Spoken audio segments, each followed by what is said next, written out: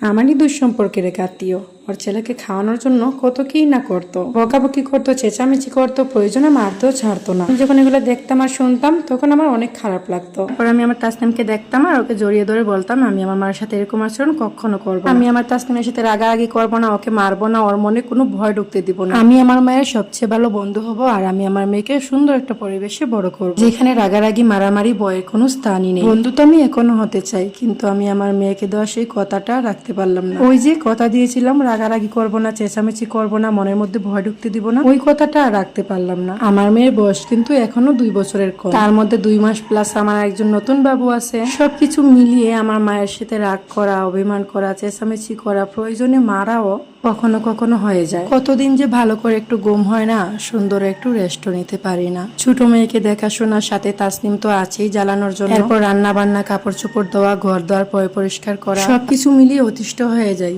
আর তারপর আমি বাধ্য হয়ে যখন মাথার মিজাজ আর ঠিক থাকে না, তখন মাঝে মধ্যে আমি আমার মায়ের গায়েও হাত তুলে ফেলি। অনেক সময় খাওয়ার জন্য রাগারাগি করতে হয়, কখনো একটু মারতে হয়, ঘুম পাড়ানোর জন্য রাগারাগি করতে হয়। সবকিছু মিলিয়ে আমার মাটাকে দেওয়া কথাটা আর রাখতে পারলাম না। কিন্তু এই সবকিছুর মধ্যে কিন্তু কষ্টটা শেষ পর্যন্ত আমারই হয়। ওর সাথে যখন রাগারাগি করি, চেঁচামেচি করি, প্রয়োজনে মারি, যখন ঘুমিয়ে যায় ওর নিষ্পাপ চেহারাটার দিকে তাকিয়ে অজরের চোখের পানি কিন্তু তখন আবার আমারই পড়ে।